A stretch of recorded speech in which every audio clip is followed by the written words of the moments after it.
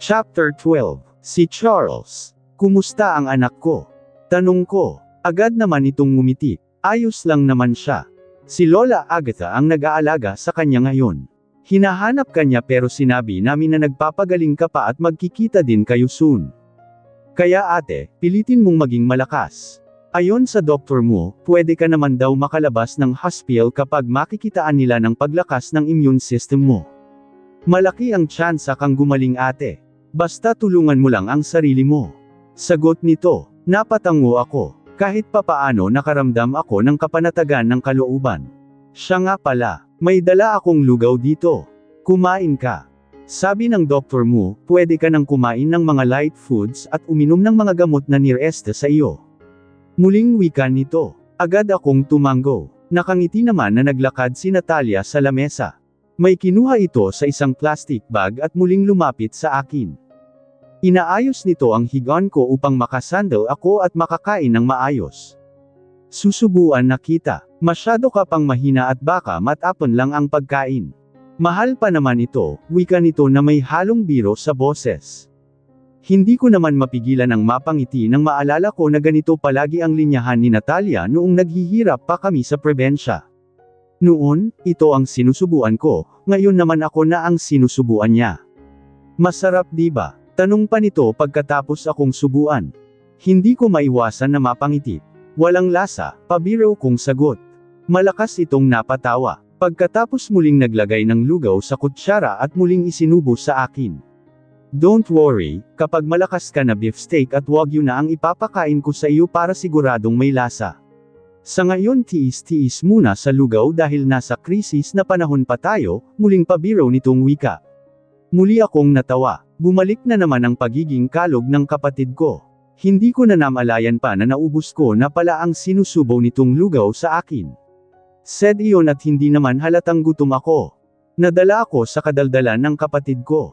Sa bawat sambit ng mga pabirong salita mula sa bibig nito ay ang pagsubo nito sa akin. Dapat talaga naging doktor na din itong si Natalia eh. Kaya lang mas gusto pala nitong maging teacher kaya wala kaming magagawa. Inumin mo ang mga gamot na ito para naman pwede ka nang tanggalan ng dextrose. Kawawa na ang kamay mo dahil ilang araw nang may nakatusok na karayom dyan, wika nito sabay abot sa akin ng mga gamot na iinuman ko at tubig. Tumanggaw naman ako at agad na ininom lahat ng iyon. Tama si Natalia. Walang masama kung lalaban ako. Kahit hindi na lang sa sarili ko kundi para sa anak kong si Charles at sa mga mahal ko sa buhay. Isa pa gusto ko na din makalabas ng hospital na ito. Nakakapagod na ang palaging nakahiga.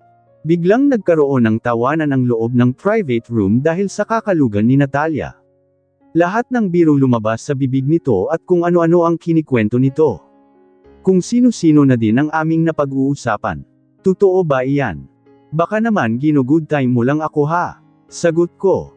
Oo nga, inggit na inggit ang anak ni Aling Meret sa iyo nang malaman nilang nakapag-asawa ka ng mayaman. Take note, matandang mayaman. Ang akala siguro nila wala kang mararating dahil isa ka daw dakilang prostitute dito sa Manila kaya ang dami mong dalang pera noong umuwi ka. Hindi ko nga alam kung saan nila nakuha ang kwentong iyan. Noong una galit na galit sila nanay at tatay pero noong nabuntisan ang anak ni Aling Merits ng tambay sa kanto, nawala din ang yabang niya at pagiging chismosa. Tumatawa nitong wika. Lalo akong napahalakhak. Hindi ko kasi alam ang tungkol dito. Sa bagay, nagiging mas abala ako ng mga panahon na iyon sa pag-aaral at nang makagraduate ako muli akong bumalik ng Manila para magtrabaho. Inggit Ira at inggit Ero ang mga kapitbahay natin ate. Pinapakisamahan lang sila ng maayos nila nanay at tatay. Pero alam mo bang inis na inis din si kuya sa kanila? Pagpapatuloy na kwento nito. Nasa ganoong pag-uusap kami ni Natalia nang hindi ko namalayan ang pagbukas ng pintuan ng kwarto at ang pagpasok ni Ryder. Takang-taka ito sa naabutan. Huling-huli kasi niya ang malakas naming tawanan ni Natalia. Agad itong lumapit sa higaan ko at tinitigan ako. May nangyari ba habang wala ako? Kumusta ang pakiramdam mo? Maayos ka na ba? Tanong nito na bakas ang excitement sa boses. Napatingin ako kay Natalia at sumenyas ito sa akin na lalabas muna. Tumanggaw naman ako. Magaling na ako. Hindi ba halata? Tinanggal na din nila ang dextrose ko, sagot ko. Agad ako nitong niyakap. Nagulat ako sa kanyang ginawa at naramdaman ko pa ang pagyugyug ng kanyang balik at tanda ng kanyang pag-iyak. Teka, tama ba itong nakikita ko? Umiiyak ang isang rider James Sebastian. Pero bakit? Pilit akong pumiglas para kumalas ito sa akin at masilayan ang kanyang mukha. Tama nga ang nararamdaman ko. Pagkalayo sa akin ay agad itong tumalikod at pasimpleng pinunasan ang luha sa mga mata at muling humarap sa akin. Hindi ko maiwasan ang mapangiti nang titigan ko ang gwapo nitong mukha. Namumula ang kanyang mga mata. Umiiyak ka. Hindi ko mapigil ang tanong. Nagpakawala ito ng ngiti sa labi pagkatapos ay dumukhang ito at masuyo akong hinalikan sa labi. Hindi ako makapalag sa ginawa niya. Gulat na gulat ako. Pakiramdam ko biglang naglaho ang lahat ng mga alalahanin ko. Kusa kong tumugon sa halik na iginagawad nito sa akin. Ryder, nasa hospital ka. Agad akong napakalat sa pagkakayakap kay Ryder nang may biglang nagsalita. Gulat akong napatingin sa pintuan ng kwarto at napansin ko ang nakatayong si Lorenzo. Naka-doctor's uniform at nakangiting nakatingin sa amin. Pwede naman kumatok bago pumasok, diba? May inis sa boses ni Ryder nang sabihin ang katagang iyon.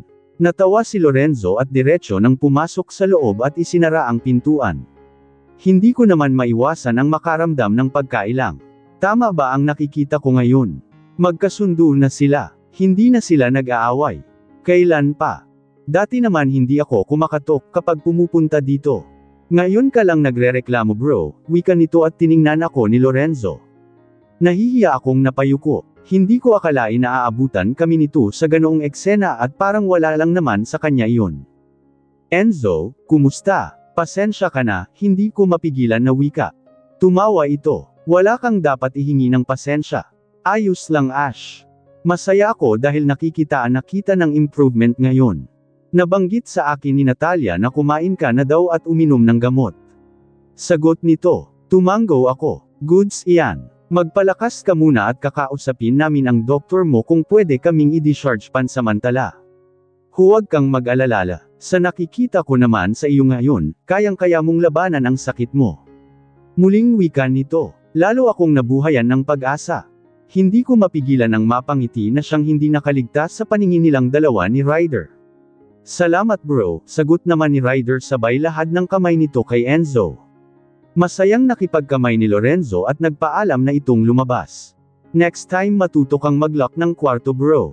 Baka mamaya kung saan-saan pa mapunta ang halikan na iyan at baka hindi nyo namalayan may nanonood na pala sa inyo. Wika nito at tuluyan ang lumabas ng kwarto at isinara iyon. Naiwan naman ako na hindi maiwasan ang makaramdam ng hiya.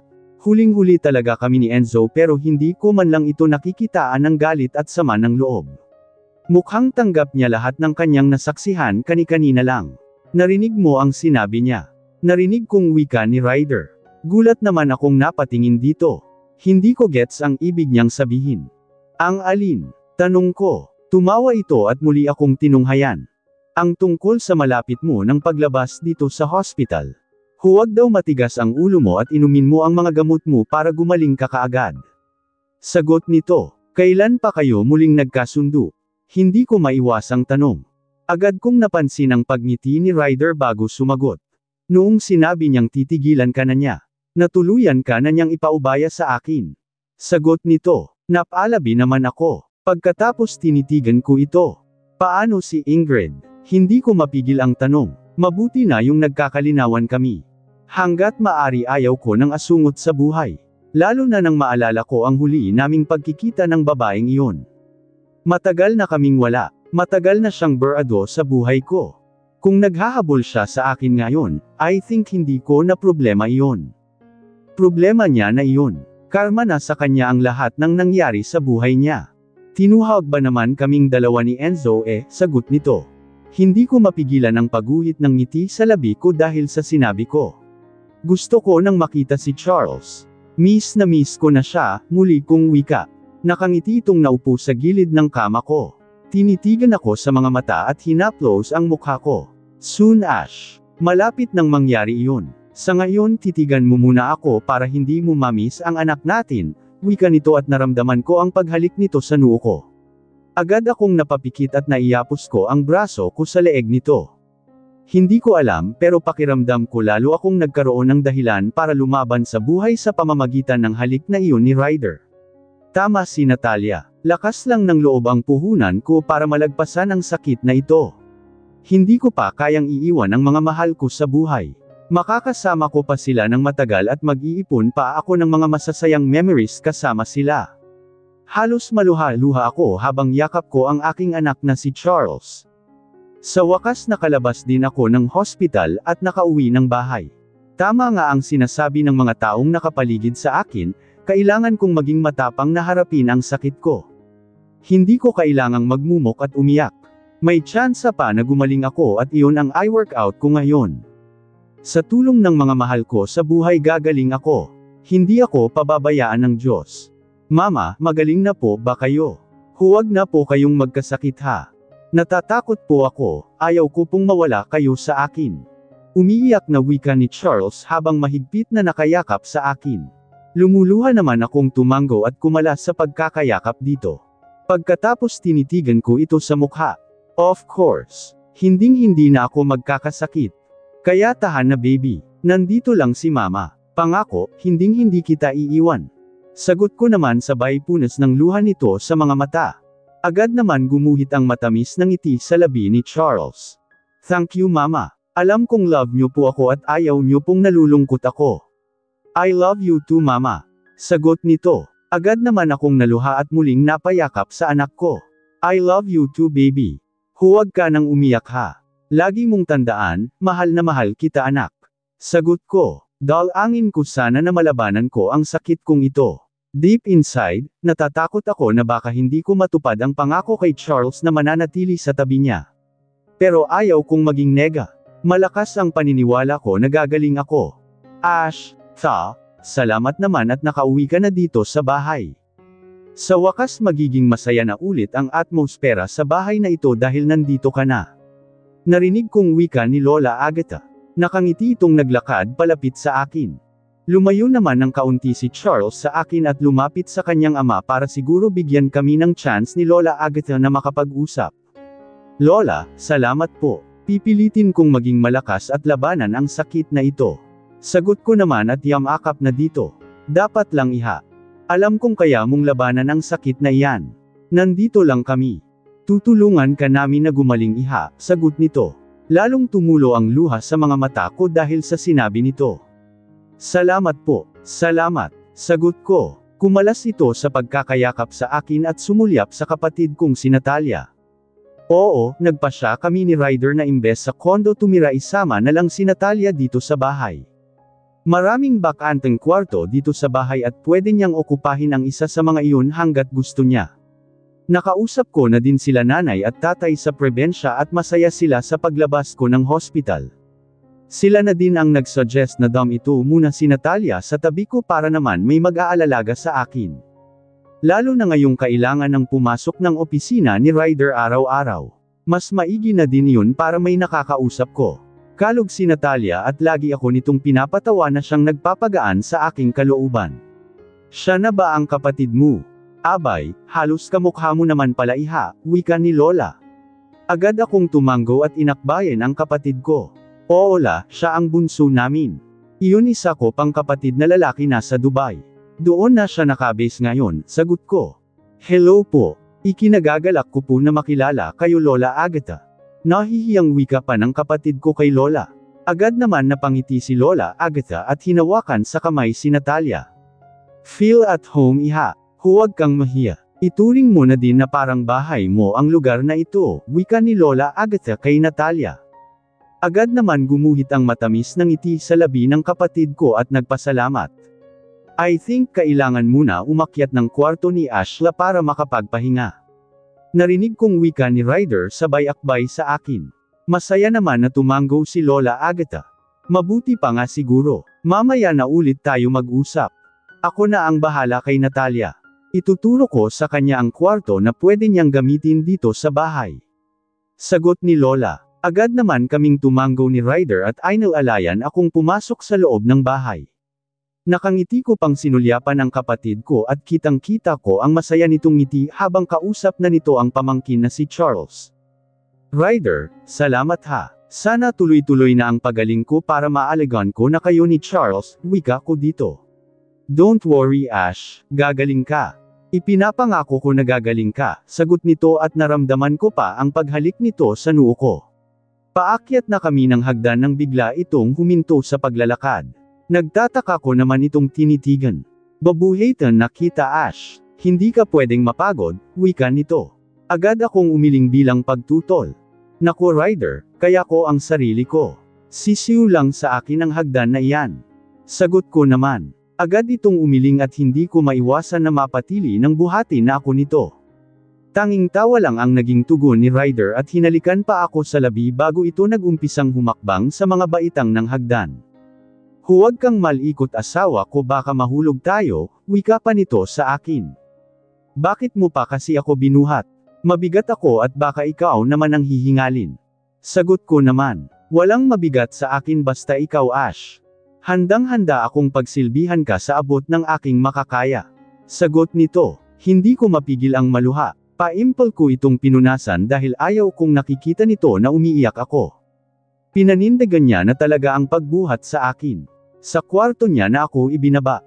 Inayos niya pa ang unan sa kama para komportable akong makahiga na siyang labis na nagbigay sa akin ng matinding kaligayahan. Ang sarap lang sa pakiramdam na inaalagaan ka ng asawa mo. Hindi ko akalain na mararanasan ko pa ang ganitong bagay sa piling ni Ryder. Naging maayos naman ang kalagayan ko sa paglipas ng mga araw. Malaki ang naging tulong ng mga iniinom kong gamot. Pinag-aaralan na din ng mga doktor ko kung kailangan kong mag-undergo ng chemotherapy. May ibang klaseng treatment pang isinasuggest ng mga doctors pero kailangan pa ng masusing pag-aaral. Sa lahat ng laban ko hindi umaalis sa tabi ko si Ryder. Lagi itong nakaalalay sa akin sa lahat ng oras. Minsan nakakaramdam na din ako ng guilt. Hindi ko kasi maibigay sa kanya ang obligasyon ko bilang asawa. Kapag napag-uusapan naman namin ang tungkol sa bagay na iyon, lagi nitong sinasabi na huwag akong mag-isip ng ano paman. Kailangan ko munang magpagaling. Lagi din naka-antibay sa lahat ng pangangailangan ko si Natalia. Nagpasalamat ako dahil nasa tabi ko siya palagi. Hindi nagiginang boring ang mga araw ko sa bahay dahil sa kanya. Napapansin ko din na palagay na ang loob niya kay Lola Agatha. Lalo na din kay Charles. Alam mo ate, sana kapag mag-asawa ako kasing bait ni Lola Agatha ang magiging in-laws ko. Saksi ako sa pag-aalaga na ginawa niya sa iyo, biglang wika ni Natalia sa akin. Nagpapahangin kami dito sa garden. Hindi ko naman mapigilan ang mapangiti dahil sa sinabi nito. Natalia, mabait ka. For sure kung sino man ang maswerteng lalaki na mapupusuan mo ay mamahalin kanya ng tapat ganoon din ng kanyang pamilya. Sagot ko naman. Narinig ko pa ang malakas nitong pagbuntong hininga kaya kunot-noo ko naman itong tinitigan. Hindi ko maiwasan na magtaka sa naging reaksyon nito. Bakit may problema ba? Teka lang, hindi mo man lang nababanggit sa akin, may naging nobyo ka na ba? Tanong ko. Agad itong tumitig sa akin. Pagkatapos umiling. Wala pa ate. Nakafocus kasi ako sa pag-aaral noon. Wala akong panahon sa boyfriend na iyan, sagot nito. Nginisihan ko ito, pero may napupusyuan ka na. Imposible kung wala. Sa edad mong iyan dapat may crush ka na, wika ko ulit. Napayuko ito kaya hindi ko mapigilan ang matawa. Sino? Isa ba sa mga doctor or nurse sa hospital? Ikaw ha baka may tinatago ka ng sekreto sa akin? Ate mo ako at pwede mong ikwento sa akin lahat ng kaganapan sa buhay mo. Sagot ko, hindi ito nakaimik. Bagkus tinitigan ako nito. May kung anong nababasa ako sa mga mata nito na hindi ko moari. Uy mukhang in love ka na nga ah. Sino ang maswerteng lalaki? Pangungulit ko dito. Lalong namula ang mukha nito kaya hindi ko maiwasan ang muling matawa. Heyay nako, napaka-naive talaga ng kapatid ko. Dalagang probensyana. Ate pwede bang huwag na natin pag-usapan ang tungkol sa bagay na iyan? Naiilang ako sagot nito at pulang-pula na ang mukha. Hindi ko naman maiwasan na taasan ito ng kilay. Sige na nga, marunong ka nang magtago ng sekreto ngayon ha. Sagot ko naman sa kunwaring nagtatampo na boses. Umilap ang mga mata nito kaya naman napailing ako. Hindi ko maintindihan. Ngayon lang nagkakaganito ang kapatid ko. Mukhang in love na nga siguro. Mabilis na lumipas ang mga araw. Patuloy pa rin ang monitoring ng mga doktor sa sakit ko. Dahan-dahan pa rin na bumabagsak ang katawan ko. Ngunit dahil sa ipinapakitang pag-aalaga sa akin ng mga taong nakapaligid sa akin, patuloy akong lumalaban at pilit na nilalakasan ang loob ko. Ate, kumusta ka? Mainit na ang sikat ng araw. Gusto mo bang pumasok na muna ng kwarto para makapagpahinga? Tuldok panipik, narinig kong wika ni Natalia. Iniwan niya ako mag-isa dito sa labas ng bakuran habang nagpapaaraw dahil inaasikaso nito si Charles. Tumitig muna ako sa maganda nitong mukha bago sumagot. Kumusta si Charles? Kumain na ba siya? Tanong ko. Nakangiti itong tumango. Sinabayan ko na siya ate. Hindi pa rin lumalabas si Lola Agatha sa kwarto niya. Sumasakit daw ang tuhod at dinalhan na lang ni Lorna ng pagkain sa kwarto niya. Tukoy nito sa isa sa mga kasambahay. Agad akong tumango at tumitig sa kawalan. Hindi ko namalayan ang pag-alis kanina ni Ryder. Napahimbing ang tulog ko. Natalia, sa palagay mo kaya, masyado na akong naging unfair sa kanya? I mean, hindi ko na siya naaasikaso. Ni hindi na kami masyadong nag-uusap dahil tuwing dumadating siya tulog na ako, malungkot kong sagot dito. Naramdaman ko ang pagdantay ng kamay nito sa balikat ko at marahan akong pinisil. Ate, huwag kang mag-isip ng ganyan. Ginagawa ni Kuya Ryder ang lahat ng paraan para gumaling ka. Laban lang ate. Nandito kami para alagaan ka. Sagot nito. Sandali akong natahimik bago sumagot. Hindi ko alam Natalia. Pakiramdam ko unti-unti nang nawawala ng amor sa akin si Ryder. Alam kong nahihirapan na din siya sa sitwasyon ko. Pinipilit kong lumaban pero pakiramdam ko habang tumatagal lalo akong nanghihina.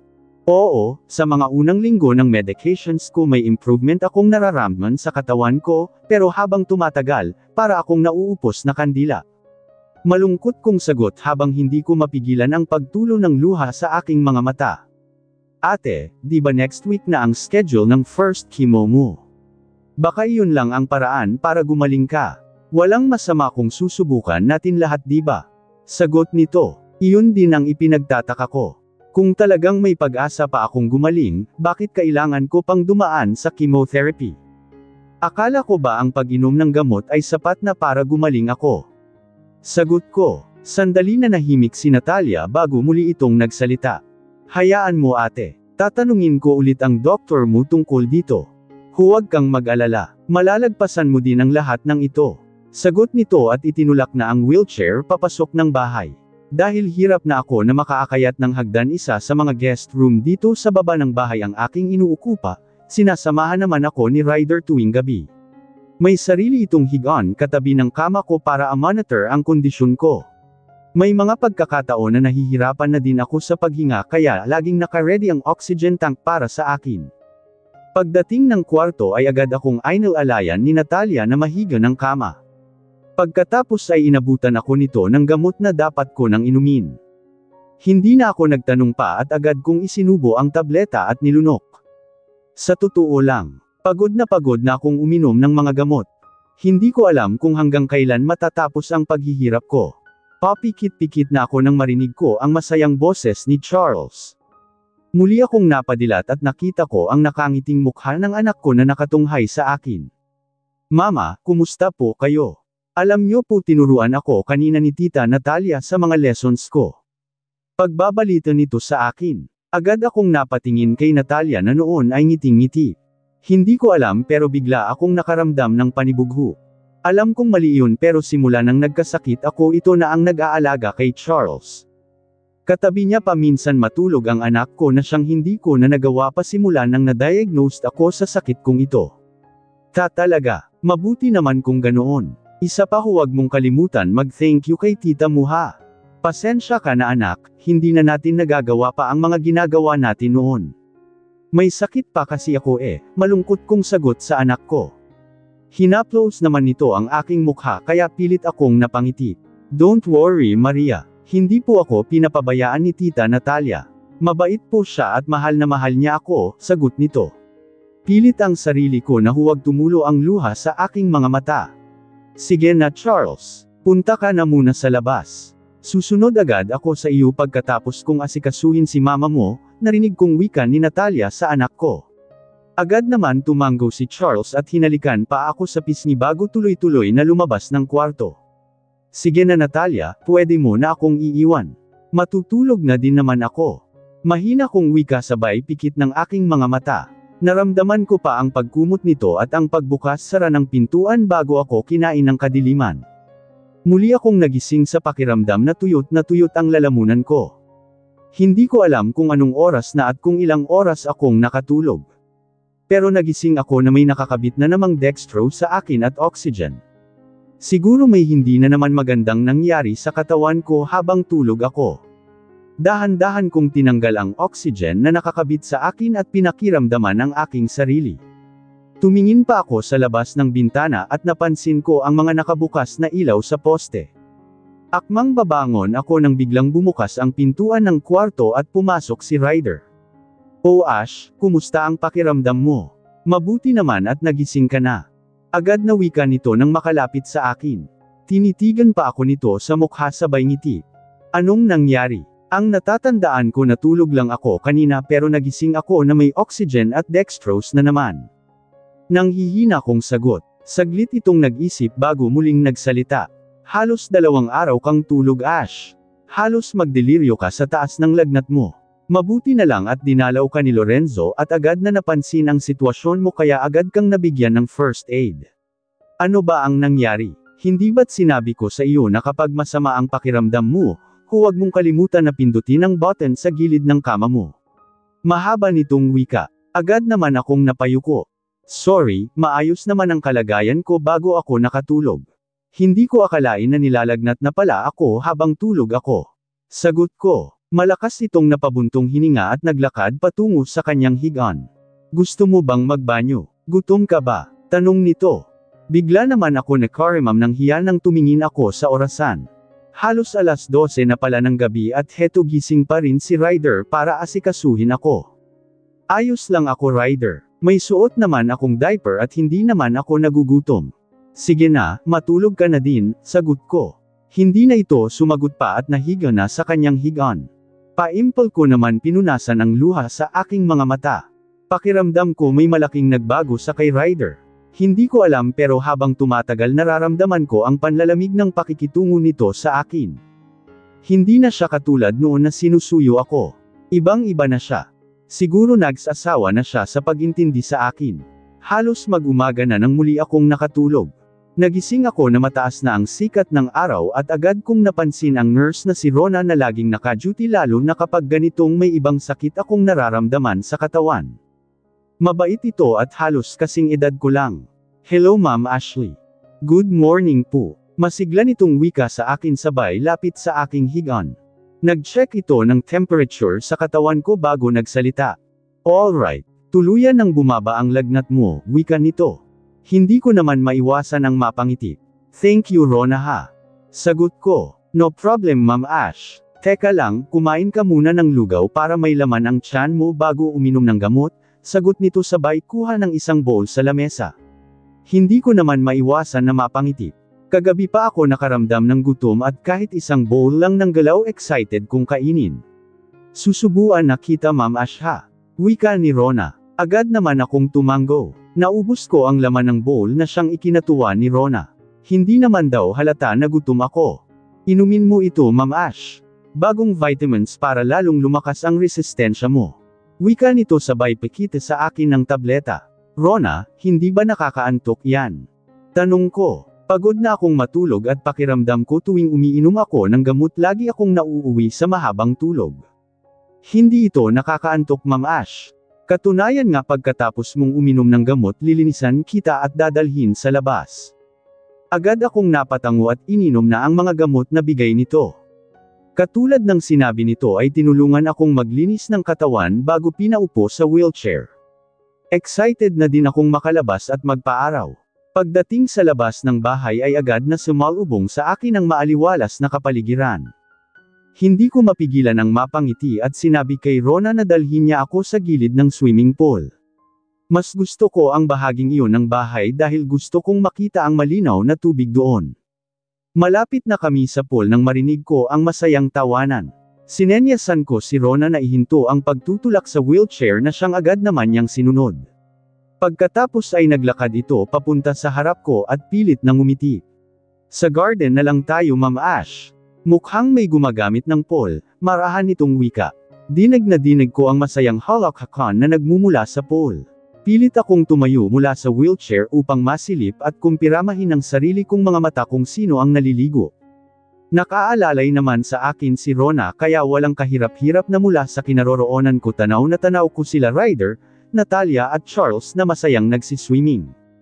Pakiramdam ko biglang sumikip ang dibdib ko sa aking nasaksihan. Alam kong mali pero bigla akong kinain ng matinding selos. Ano ang nangyari sa buhay ko? Bakit pakiramdam ko biglang nawala sa akin ang lahat? Feeling ko isa akong tao na walang kwenta at hindi na nag-e-exist sa mundong ginagalawan ko ngayon. Agad na tumulo ang masaganang luha sa aking mga mata. Agad naman akong dinaluhan ni Rona at pilit na pinapaupo ulit sa wheelchair. Kailan pa sila ganyan ka-close? Hindi ko mapigil ang tanong. Wala akong pakialam kung sasagutin ako ni Rona o Hind. Naramdaman ko pa ang paghagod nito sa likod ko at ang mabagal na pag-usad ng aking wheelchair. Dinala niya ako sa tagong bahagi ng garden at tinitigan sa mukha. Wala akong karapatan para ikwento sa iyo ang mga nangyayari sa paligid mo, Ma'am Ash. Pero kung ano man ang nakikita at naririnig mo ngayon, pilitin mo munang baliwalain. Mag-focus ka sa pagpapagaling dahil malaki pa ang chance mo para mabuhay ng matagal, sagot nito. Lalo akong napaiyak. Naramdaman ko naman ang pagyakap nito at paghagod sa likod ko. Pilit akong pinapatahan. Kailan pa sila ganyan kasaya habang nahihirapan ako? Habang lumalaban ako sa buhay. Pabulong kong wika. Haplos naman ni Rona ang likod ko. Pilit akong pinapakalma. Mabuti na lang at nandito kami sa medyo tagong bahagi ng garden at walang sino man ang nakakakita sa amin. Malaya kong mailabas ang sama ng loob ko. Ipinikit ko ang aking mga mata habang hindi maalis sa isipan ko ang masayang tawanan ng mga mahal sa buhay ko sa pool. Pakiramdam ko, unti-unting nalipat kay Natalia ang obligasyon na dapat ako ang gumawa. Hindi ko alam pero nasasaktan akong makita kung gaano siya ka-closed ngayon sa mag-ama ko. I'm sorry, Ma'am Ashley. Alam kong sooner or later malalaman mo din ang tungkol dito. Marahang wika sa akin ni Rona. Napatitig ako dito. Kailan pa? Matagal mo na ba itong alam? Tanong ko. Malungkot itong tumango. Yes, ilang beses ko nang napapansin kung gaano ka-closed si Ryder at ang kapatid mo. Ang akala ko noong una normal lang iyon sa magbayaw. Masyado lang silang malambing sa isa't isa dahil sa iyo.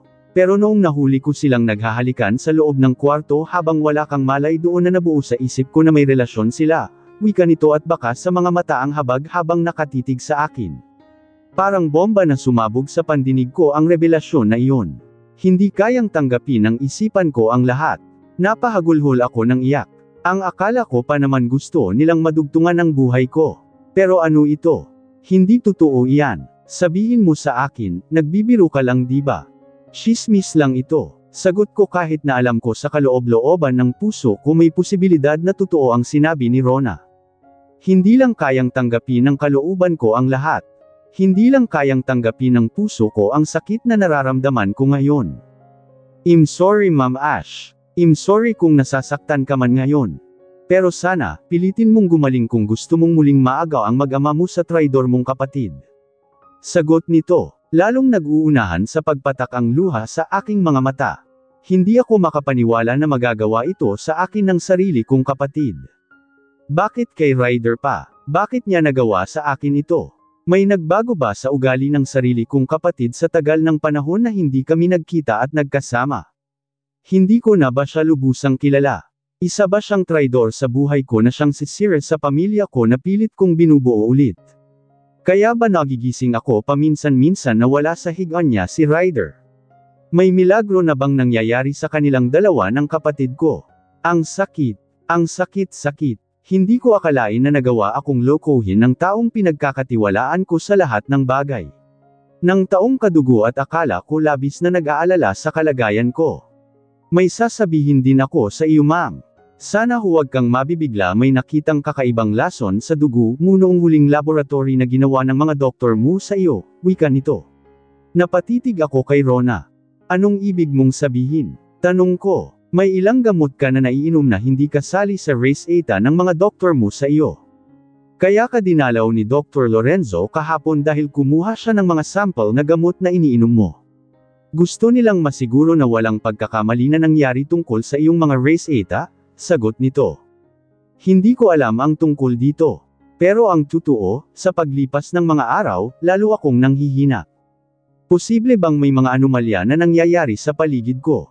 Wala na bang kwenta ang pakikipaglaban ko sa sakit na ito at mismong mga tao sa paligid ko ang gusto nang mapaiksi ang buhay ko?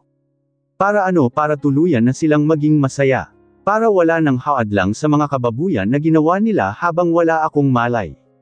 Bumalik na po kayo sa kwarto nyo at magpahinga. Huwag kayong mag-alala. Hindi kita iiwan simula ngayon. Sisiguraduhin ko na nasa tamang oras ang pag-inom mo ng mga gamot at legit lahat ng gamot na iniinom mo, Ma'am Ash. Muling wika nito. Anong gamot ang pinainom mo sa akin kanina? Bakit tuwing si Natalia ang nagpapainom sa akin agad akong nakakaramdam ng antok? Sagot ko. Natigilan si Rona bago sumagot.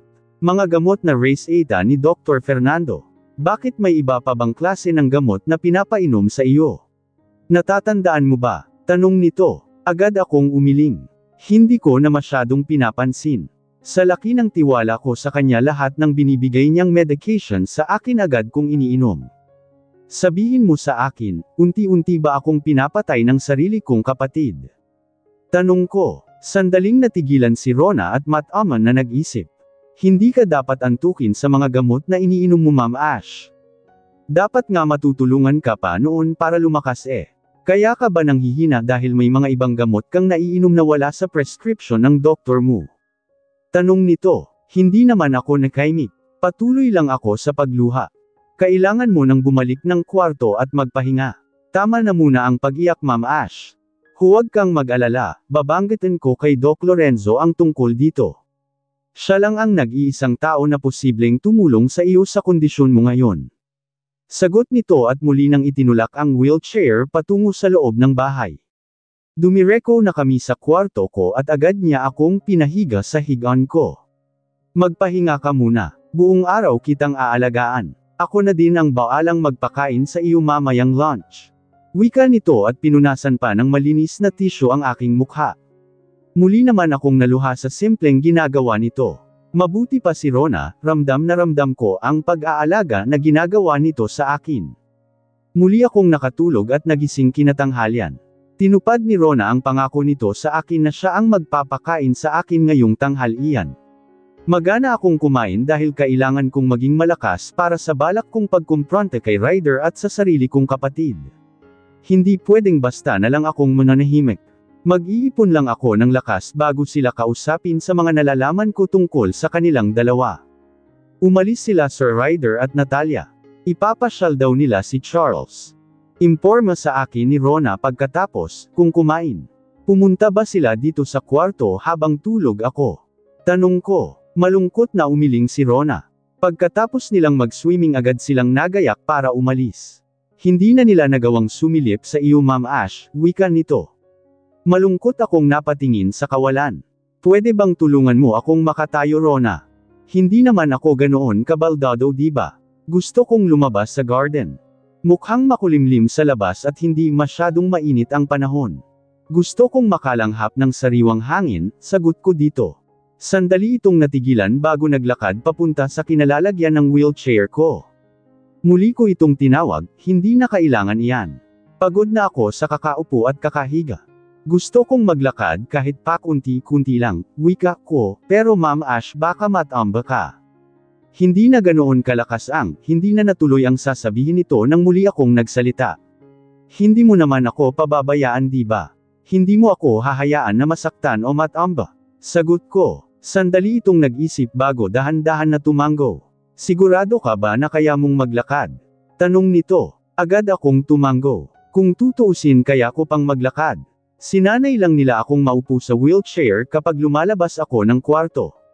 Ayaw daw kasi nilang mahirapan ako dahil agad akong hinihingal. Katulad ng gusto kong mangyari ay nilalayan ako ni Rona na maglakad papuntang garden. Natuwa pa ito ng safe namin na narating ang garden na hindi ako natutamba. Sinabi pa nito na kaya ko naman daw maglakad at dapat ito ang lagi kong gawin tuwing umaga para kahit papaano ma-exercise ang mga muscles ko. Ayaw nila Rona. Gusto nilang itali ako sa pagkakaupo sa wheelchair na iyon. Kaya pala, may kababalaghan na pala na nangyari sa paligid ko. Malungkot kong sagot. Huwag mo nang isipin pa ang tungkol sa bagay na iyan Ma'am Ash.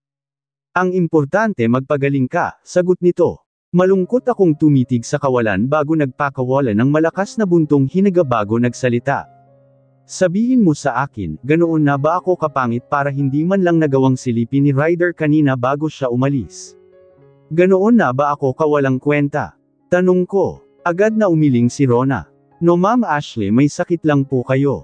Pero hindi nawawala ang ganda mo. Oo, pamayat ka mapatla ka pero ikaw pa rin ang dating Ashley na may busilak na puso. Ang dating Ashley na pinahahalagahan ni Doc Lorenzo, sagot nito.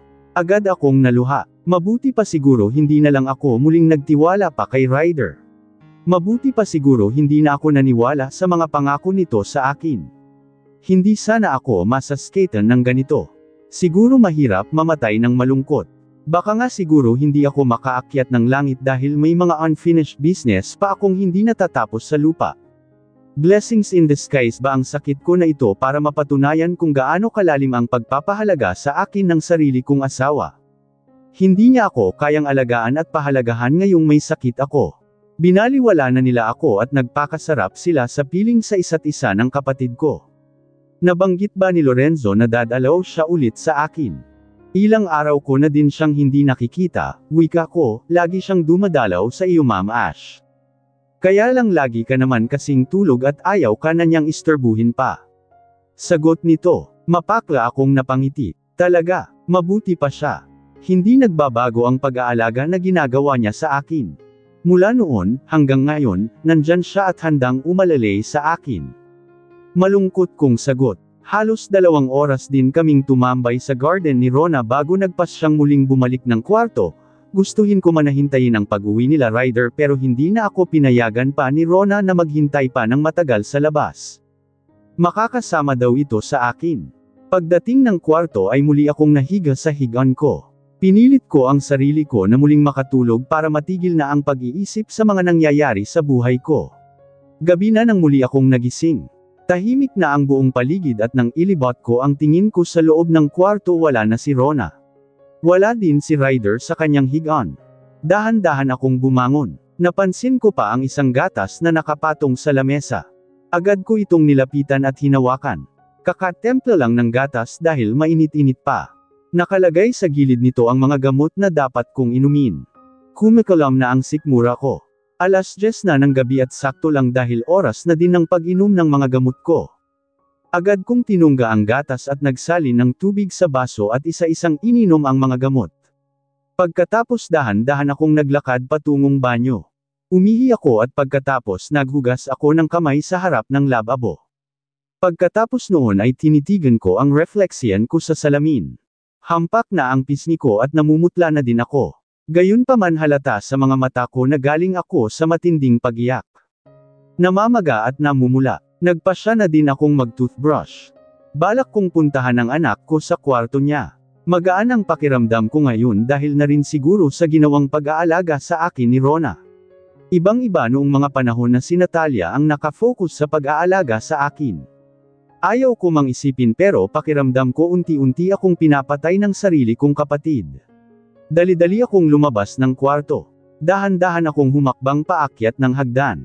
Masyado nang tahimik ang buong paligid at pakiramdam ko tulog na lahat ng tao. Ako na lang yata ang gising. Pagkarating ko ng second floor ay didireko na sana ako sa kwarto ni Charles nang mapansin ko na bahagyang nakaawang ang pintuan ng kwarto namin ni Ryder. Dahan-dahan akong naglakad papunta doon at sumilip at nanlaki ang mga mata ko sa nasaksihan. Kasabay ng pagtulo ng luha sa aking mga mata ay ang mga ungol na naririnig ko sa 2 taong abala sa makamundo nilang ginagawa. Ilang sandali din akong naistatwa bago ko naramdaman ang paghawak ng kung sino sa balikat ko. Napatili ako ng malakas na siyang naging dahilan ng sabay ng paglingon ng 2 taong iyon sa direksyon ko.